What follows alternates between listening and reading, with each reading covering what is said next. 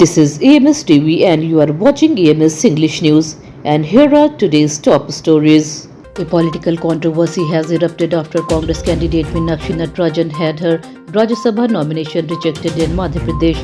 A 10-member Congress delegation is set to meet the Election Commission of India in New Delhi to complain about the decision. The delegation includes senior leaders K.C. Venugopal, Jairam Ramesh, Randeep Surjewala, Sachin Pilot and Bhupesh Baghel. Election officials rejected Natarajan's nomination, citing irregularities in her affidavit. The BJP alleged that she failed to disclose detail of a pending court case in Hyderabad. Congress leaders protested outside Election Commission office in both Bhopal and Delhi. The party called the rejection a murder of democracy and accused opponents of trying to steal the seat. The issue has now become a major political flashpoint ahead of the Rajya Sabha election, with Congress demanding a review of the decision. New details have emerged in the investigation into the deadly fire at Flourish Stay Hotel in Delhi's Malvi Nagar. Police say there may have been serious irregularities in the hotel's license and safety compliance. Hotel owner Lavkesh Bajaj and accountant Jay Mishra, both arrested in the case, were questioned by investigators. Mishra reportedly told police that his documents were used to obtain the hotel license. He also admitted being at the hotel briefly on the day of the fire before leaving. The June 3rd fire killed 21 people and has raised concern about safety standards.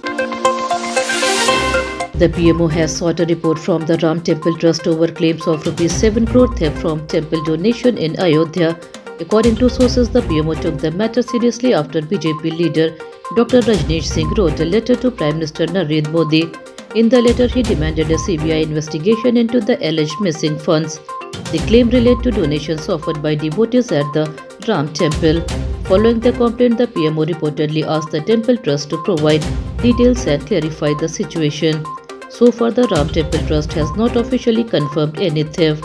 Authorities are expected to review the report before deciding on further action. The issue has drawn public attention because of the large amount of donation received at the temple every year. Further developments are awaited. The ED has uncovered a major international cyber fraud network operating from Cambodia. During raids in Rajasthan and Punjab, investigators found that thousands of Indian SIM cards were illegally activated and sent abroad. These SIM cards were allegedly used for cyber scams targeting people in India. The ED analyzed around 230,000 suspicious mobile numbers during its investigation. The probe revealed that nearly 36,000 Indian SIM cards were active in Cambodia. Officials said more than 5,300 of these SIM cards were used in cyber fraud activities.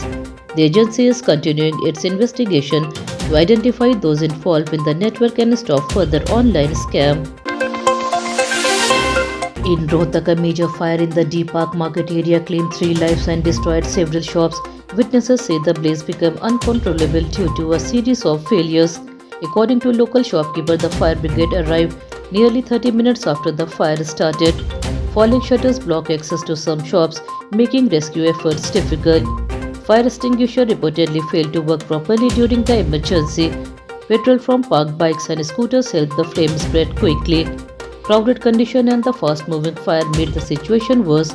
Authorities are investigating the incident to determine the exact cause and identify any safety lapses. The tragedy has raised serious concern about fire preparedness and emergency response. The United States carried out airstrikes on Iran on Tuesday night following an alleged attack on an American Apache helicopter near the Strait of Hormuz. US Central Command said the strikes were in response to the incident. US President Donald Trump claimed Iran shot down a USAH-64 Apache helicopter, though both pilots survived safely. Iran's Revolutionary Guard later said it targeted a US military base in Bahrain and the headquarters of the US Navy 5th Fleet with drones. Iranian Foreign Minister Abbas Araghchi warned that Iran would respond to any attack and urged the US to leave the region. Canadian authorities have charged former Air Canada pilot Jeffrey Wall with flying commercial aircraft for 17 years using fake credentials. Investigators say Wall allegedly used forged documents to build his aviation career and became a captain in 2009. Police have filed multiple charges including fraud, public mischief and possession of forged documents. The 59-year-old was arrested on June 1st after Transport Canada discovered irregularities in his records. Officials say the case may have put thousands of passengers at risk over the years and has raised serious questions about aviation oversight and safety checks. Pakistan carried out late-night air strikes in Afghanistan, Kunnur, Khost and Paktika province according to Taliban officials. The Taliban government said that at least 13 civilians were killed in the attacks, including 11 children, 1 woman and 1 elderly person. 14 women were also reported injured. Taliban spokesperson Zabiullah Mujahid accused Pakistan of violating Afghan airspace and targeting residential areas. He described the strikes as attacks on civilians and released images showing the aftermath. Pakistan has long accused Afghanistan's Taliban government of supporting militant groups such as TTP and BLA, allegation that the Taliban continue to deny. The incident has further increased tension between the two neighboring countries. India's stock market opened higher on Tuesday, showing strong investor confidence. The Sensex climbed nearly 500 points and was trading around 74,400. The Nifty also gained about 150 points and reached the 23,400 level. Market experts say buying activities was strong in IT and FMCG stocks. Shares of technology companies and consumer goods firms attracted the most attention from investors. Positive global market trends and strong buying interest helped boost the market. India all-rounder Hardik Pandya has been ruled out of the 3-match ODI series against Afghanistan starting June 13. Pandya suffered a hamstring strain just hours after passing a fitness test at the BCCI Centre of Excellence in Bangalore. He had recently recovered from a back injury that kept him out of action during the IPL and was declared fit to return.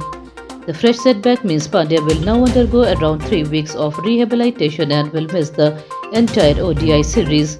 His absence is a major blow to India as the star all-rounder faces another frustrating delay in his comeback.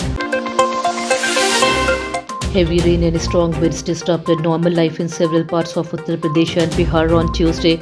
In Bihar, rain and thunderstorms affected 10 districts, while in Begusarai, a pole fell onto an auto rickshaw. In Uttar Pradesh, tower winds reached nearly 100 km per hour, uprooting trees and electric poles at more than 100 locations. Meanwhile, the monsoon has covered all northeastern states within 6 days of reaching Kerala. In Navi Mumbai, heavy rain triggered a landslide, burying 5 cars under debris after part of a hill collapsed in the Pavani MIDC area. That's all for today's bulletin. We'll be back with more updates next time. Until then, this is Tamanna Rizvi signing off. Have a good day.